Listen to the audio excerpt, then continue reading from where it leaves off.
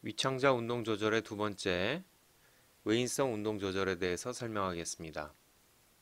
외인성 운동 조절은 외인성 신경에 의한 조절과 호르몬에 의한 조절이 있다고 했습니다. 먼저 외인성 신경에 대한 조절입니다. 외인성 신경이라 함은 위창자를 지배하고 있는 자율신경을 이야기하고, 자율신경인 부교감신경으로서는 10번 뇌신경에서 오는 미주신경과 척추로부터 오는 골반신경이 있습니다. 또 자율신경의 교감신경 쪽으로는 흉추와 요추에서 오는 척수신경이 위창자를 지배하고 있습니다. 자, 여기 자율신경에 대한 설명은 그림을 보면서 설명하도록 하겠습니다. 먼저 그림의 가운데에 있는 교감신경에 대해서 먼저 설명하도록 하겠습니다. 교감신경은 흉추와 요추에서 나온다고 얘기했었죠. 흉추와 요추의 척수신경에서 나온 신경들은 한번 시냅스를 거칩니다. 또 다른 신경으로 연결이 되는 겁니다. 이 시냅스가 있는 부분을 신경절이라고 하고, 위창자를 지배하는 교감신경은 4개의 신경절에서 시냅스를 거친 다음에 위창자에 분포하게 됩니다. 첫 번째는 superior cervical ganglion이고, 두 번째는 celiac ganglion, 세 번째는 supramesenteric ganglion, 네 번째는 inferior mesenteric ganglion. 이렇게 4개의 신경절에서 시냅스를 거쳐서 그 다음 신경으로 전달이 된 다음에 위창자에 분포하게 됩니다. 이 신경절의 전에 있는 신경을 절전신경, 신경절을 지난 다음에 있는 신경을 절후신경이라고 합니다. 자, 교감신경은 기본적으로 짧은 절전신경과 긴 절후신경으로 연결이 되어 있습니다. 자, 신경절에서 시냅스가 이루어진다고 했죠. 이 시냅스는 절전신경에서는 아세틸콜린이 나오고, 절후신경에서는 니코틴성 아세틸콜린 수용체가 그 신호를 받아줍니다. 이렇게 절후신경으로 넘어온 신호는 긴 절후신경을 따라서 위창자의 곳곳에 들어간 다음에 절후신경이 위창자의 표적 조직에 분포하는데, 이 표적 조직에서는 절후신경의 말단에서는 아드레날린성 신경전달 물질 또는 노아드레날린성 신경전달 물질인 에피네프린 또는 노에피네프린이 분비되게 됩니다. 자, 다음은 부교감신경을 한번 알아보도록 하겠습니다. 자, 부교감신경은 연수에서 나오는 미주신경과 천수에서 나오는 골반신경이 있다고 그랬죠. 이 미주신경과 골반신경은 교감신경과 달리 이 부교감신경은 긴 절전 섬유를 가지고 있습니다. 이 긴 절전신경은 심지어는 위창자 조직 안까지 들어와 가지고 절후신경과 시냅스를 이루게 됩니다. 다시 말해서 절전신경과 절후신경이 만나는 시냅스가 이루어진 신경절은 부교감신경의 경우에는 위창자 조직 안으로 들어와 있습니다. 부교감신경의 절전신경과 절후신경은 여기서도 마찬가지로 절전신경에서 아세틸콜린이 나오고, 절후신경에서는 니코틴성 아세틸콜린 수용체가 신호를 받아줍니다. 절후신경은 그 자체가 위창자 조직 내에 들어가 있겠죠. 이 조직 내에 들어가 있는 절후신경의 말단에서는 교감신경과 다르게 아세틸콜린이 나오고, 이 표적장기에서는 이 아세틸콜린을 받아주는 무스카리닉 아세틸콜린 수용체가 존재합니다. 이 점이 교감신경과 부교감신경이 다른 점이 있겠죠. 가이튼의 그림으로 다시 한번 설명을 하면, 교감신경은 주로 절후신경이 위창자의 조직 안으로 들어오겠죠. 조직 안으로 들어와서 마이엔테릭 플렉서스와 서브뮤코살 플렉서스 쪽에 연접을 갖게 됩니다. 이 말단에서는 아드레날린, 노아드레날린 신경 전달 물질이 나와서 표적장기에 작동을 하게 됩니다. 반면에 부교감신경은 주로 프리갱글리온이 절전신경이 조직 내로 들어와서 이 조직 내에서 절후신경과 시냅스를 이루고, 절후신경이 또 조직 내 타겟, 그 표적장기의 표적 조직에 분포하게 됩니다.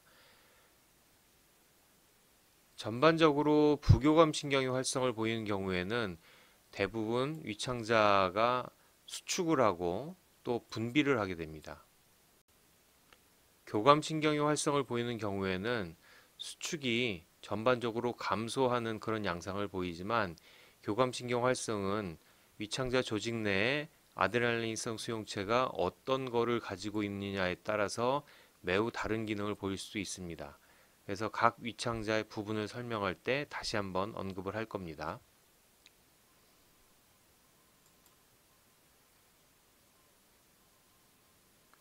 위창자의 자율신경이라는 운동신경만 존재하는 건 아니죠. 여타 조직과 마찬가지로 감각신경도 존재하고, 이 감각신경이 생각보다 많습니다. 미주신경 같은 경우에는 거의 80%가 감각신경으로 알려져 있습니다. 이런 감각신경을 통해서 위창자의 환경의 변화 또는 자극, 이런 것들을 받아들여서 위창자의 적절한 운동을 만들어내는 그런 소스로 사용하게 됩니다. 이런 위창자에서 발생하는 감각 정보는 우리가 인식은 하지 못하지만은, 어떨 경우에는 특히 이제 통각 자극, 통증에 관련돼서는 전이통의 형태로 나타나면서 복통이 요통으로 전이된다든지, 아니면 대표적으로 심장의 통증이 속쓰림으로 나타난다든지 하는 그런 양상, 전이통의 양상으로 나타나게 됩니다. 자, 위창자에 풍부한 감각 신호가 있고, 그 다음에 스몰 브레인이라고 일컬을 만큼의 풍부한 시냅스가 장신경계가 존재를 하고, 또 운동신경이 있습니다. 이렇게 되면은 이를 통해서 이제 반사작용이 아주 다양하게 나타날 수 있겠죠. 위창자의 반사작용을 정리를 하면은 크게 세 가지 카테고리로 나눌 수 있습니다. 첫 번째는 장신경 반사고, 두 번째는 척추전 교감신경절 반사, 그리고 세 번째는 척수와 뇌관 반사입니다. 자, 먼저 장신경 반사는 구심성 정보, 감각 정보가 멀리 가지 않고 장신경계, 내인성 신경에서 모든 게 다 처리가 됩니다. 근육층 신경얼기와 점막 및 신경얼기에서 시냅스를 형성한 후에 원심성 신호를 만들어 가지고 타겟 조직의 운동이나 분비를 만들어내는 그런 반사를 얘기를 합니다. 이 장신경 반사를 통해서 위창자 운동, 대부분의 위창자 운동과 분비 기능, 그리고 소화 흡수 기능들 다 조절할 수가 있습니다. 그림에서 확인하는 것은 1번에 해당되는 것이죠. 신호 자체가 위창자를 벗어나지 않고 위창자 내에서 신호가 다 만들어져서 반사작용이 일어나는 겁니다. 대부분의 위창자의 운동 분비, 소화 흡수 기능을 조절할 수 있습니다.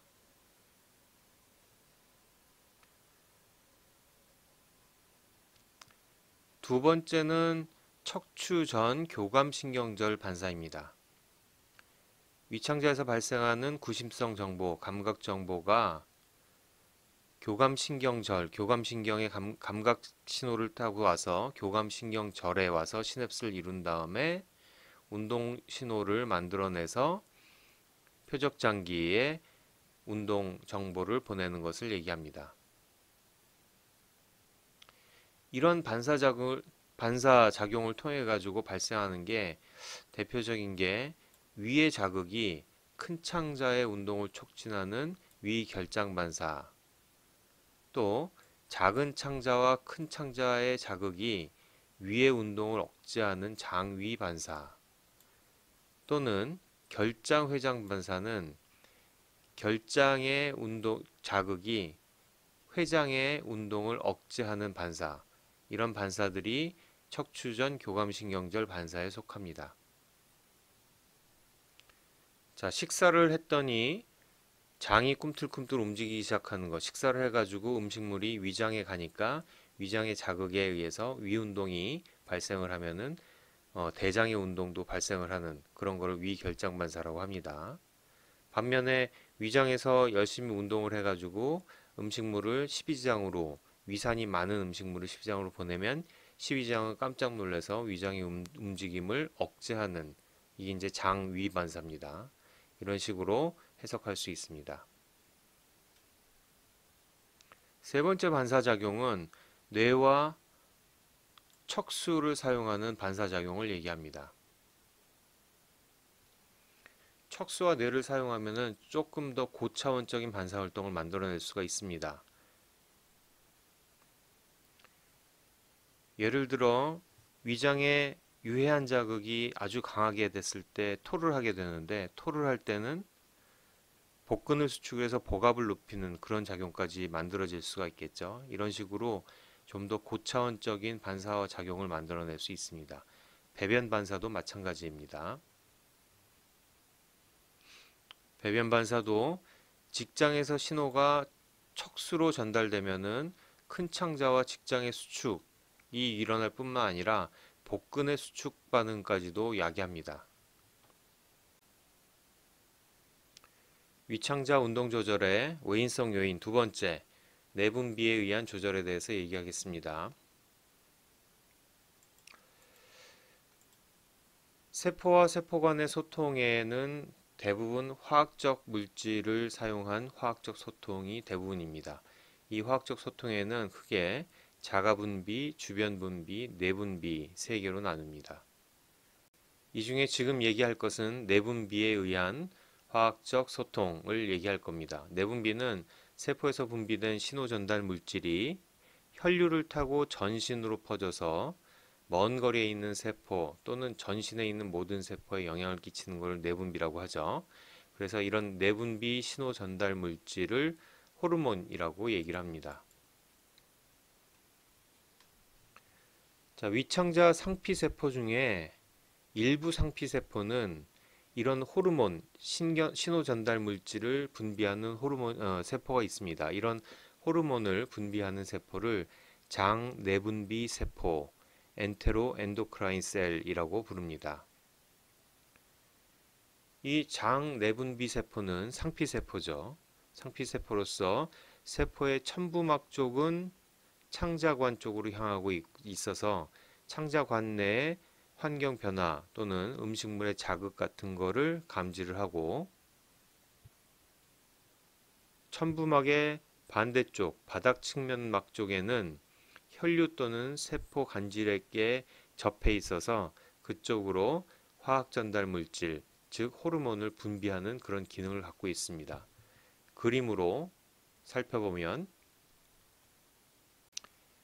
이 위창자의 상피세포 중에 장 내분비 세포는 첨부막 쪽에서 창자관의 환경 변화나 자극을 감지해서 바닥 측면막 쪽으로 호르몬 물질을 분비를 하게 됩니다. 이 호르몬은 혈류를 타고 먼 거리에 있는 타겟셀, 표적세포에 다다라서 표적세포가 어떤 특정한 기능을 야기하도록 하게 합니다. 자, 상피세포를 학습을 할 때는 상피세포에 접해 있는 환경이 첨부막 쪽과 바닥 측면막이 매우 다르다는 것을 인식하면서 해야 됩니다. 그렇기 때문에 이 상피세포들은 첨부막에 있는 세포막에 있는 캐리어들, 리셉터들의 성격과 바닥 측면막에 있는 세포막의 기능이 전혀 다르고 이 세포막의 부분에 따라서 위치에 따라서 표현되는 단백질 구성이 다르다는 거, 꼭 확인하면서 학습하기 바랍니다. 장내분비 세포와는 약간 다르게 첨부막이 창자관 쪽으로 향하지 않고 안에 숨어 있는 그런 세포들 중에서도 이런 호르몬을 분비하는 그런 세포들이 있습니다. 이런 세포를 따로 장크롬 친화 유사 세포, 엔테로크로마핀 라이크 셀, ECL 세포라고 하고, 이 ECL 세포는 왜 중요하냐면 위창자 특히 위에서의 기능을 좌지우지하고 있는 히스타민과 세로토닌을 생성해서 분비하기 때문에 아주 중요한 세포이기도 합니다. 자, 여기서는 엔테로 엔도크라인 셀에 대해서 좀 더 알아보도록 하겠습니다. 엔테로 엔도크라인 셀 중에 가장 대표적인 거 6가지 정도를 기능을 살펴보도록 하겠습니다. 먼저 위에 존재하는 엔테로 엔도크라인 셀입니다. 이 세포는 G세포라고 얘기합니다. 이 G세포는 위 방에 위치하고 있고요. 12장 초반까지도 위치하고 있습니다. 주로 어떤 자극에 호르몬을 분비하냐면은 위 상피의 그 첨부막 쪽에 단백질 자극이나 팽창 자극 또는 신경에서 분비된 GRP 자극에 의해서 가스트린을 분비하는 역할입니다. 자, 정리하면 이 장 내분비 세포는 상피세포죠. 첨부막 쪽에 자극이 뭐가 받냐면은 단백질 자극이나 팽창 자극을 받습니다. 이런 자극이 있으면 이 세포는 바닥 측면막으로 어떤 호르몬을 분비하냐면 가스트린이라는 호르몬을 분비합니다. 그래서 이 세포를 G세포라고 부르고, 이 G세포는 위방과 12장 초반까지 해서 많이 발견이 됩니다. 이렇게 분비된 가스트린은 혈류를 타고 전신으로 돌지만은 특히 위에 있는 샘세포를 자극해서 위산의 분비와 점막세포의 증식을 촉진합니다. 그것이 이제 가스트린의 기능입니다. 자, 똑같은 형식으로 설명하겠습니다. 작은 창자에도 장내분비 세포가 있죠. 작은 창자 내에서 첨부막 쪽에 단백질과 지방 또는 위산이 자극하는 것을 감지해서 바닥 측면막 쪽으로 콜레시스토키닌을 분비하는 세포가 있는데, 이 세포를 I세포라고 하고, 이 I세포는 12장과 공장에 주로 있습니다. 이 I세포가 분비한 콜레스토키닌은 혈류를 타고 돌아다니면서 이자의 소화효소와 중탄산염 분비를 촉진하고 이자의 소화샘 세포 증식을 촉진합니다. 또 중요한 기능 중에 하나인데, 담낭을 수축시켜서 담즙을 12지장으로 분비합니다. 12지장에는 I세포 이외에도 S세포, K세포, L세포, M세포 같은 장 내분비 세포가 존재합니다. S세포 같은 경우에 12장과 공장에 위치하고 있고, 위산과 지방의 자극으로 세크레틴을 분비합니다. 세크레틴은 펩신 분비를 촉진하고 이자와 담도의 중탄산염 분비를 촉진하고 이자에서 소화샘 증식을 촉진합니다. I세포와 S세포는 서로 상보적인 역할을 하는데, 음식물이 위장에서 12장으로 넘어오게 될 때는 위산이 과다하고 그 안에 있는 영양성분 등등이 굉장히 자극적이죠. 이 자극을 해결해야 되는데, 해결하기 위해서 I세포와 S세포가 역할을 합니다. I세포는 콜레시토키닌을 분비한다고 했죠. 주로 음식물의 지방에 자극을 받아서 지방의 소화와 흡수를 돕는 반면에, 세크레틴 같은 경우에는 위에서 내려오는 위산에 의해서 자극받아서 분비되면은 위산을 중화시키기 위한 이자와 담도의 중탄산염 분비를 촉진하는 그런 작용을 합니다. 또 다른 장 내분비 세포로 12지장과 공장에 있는 K세포가 있습니다.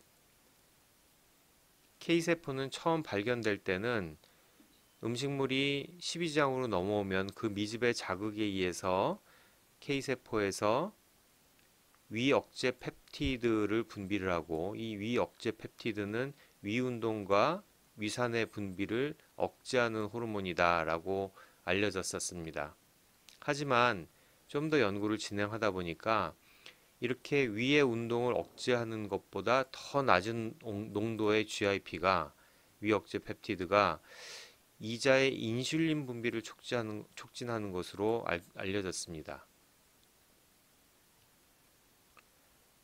즉 음식물이 소화가 되기 위한 음식물이 12지장으로 넘어오면 12지장에서 그 안에 있는 당분을 인지를 한 다음에 그 당분을 혈당을 낮추기 위한 인슐린을 분비하는 그런 기능을 담당하는 그런 역할을 한다 해서 포도당 의존 인슐린 분비 펩티드, 글루코스 디펜던트 인슐리노트로픽 펩티드, 똑같이 GIP라고 부르는데 이름을 뜻을 바꿔서 부르게 됐죠. 이렇게 음식물에 있는 당분을 처리하기 위해서 인슐린을 분비하는 호르몬이 하나가 더 있는데 L세포입니다.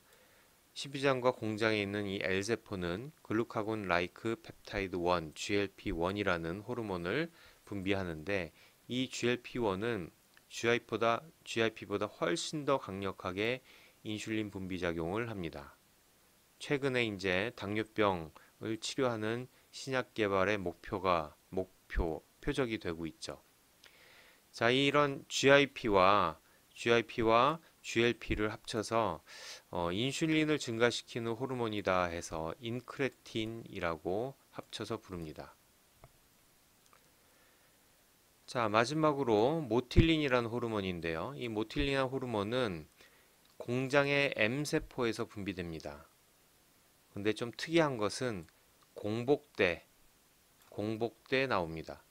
지금까지 얘기한 모든 다른 호르몬들은 음식물이 들어와서 음식물을 소화하고 흡수하는 과정에 생기는 호르몬이었는데 이 모틸린은 공복대에 분비된다는 게 특이하죠.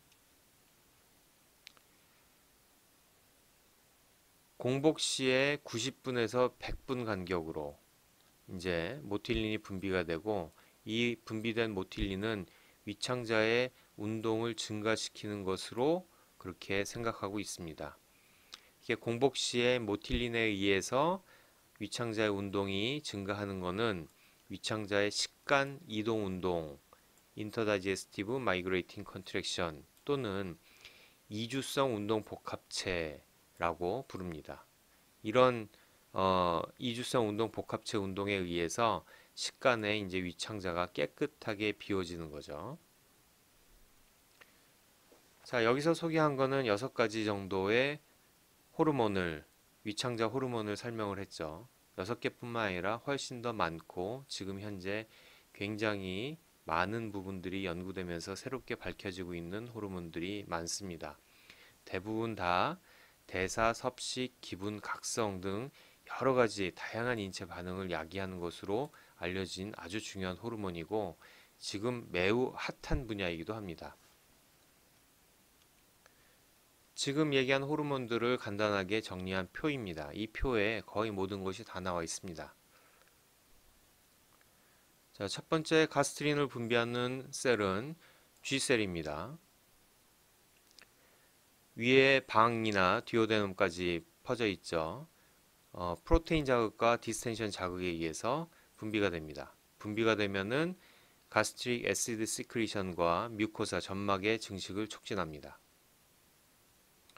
자, 콜레시토키닌은 듀오데넘 제주넘에 있는 I셀에서 분비가 됩니다. 어떤 자극이냐면은 팻 자극에 의해서 가장 크게 분비가 되고 주로 하는 일은 판크레아틱 엔자임 시크리션, 엔자임, 소화 효소를 분비하는 게 가장 큰 역할입니다. 그리고 또 하나 중요한 것은 골블래더, 담낭의 수축을 촉진합니다. 세 번째 세크레틴은 제주넘, 듀오데넘의 S세포에서 분비가 되고 어떤 자극이냐면 애시드에 의해서 주로 자극이 돼서 분비됩니다.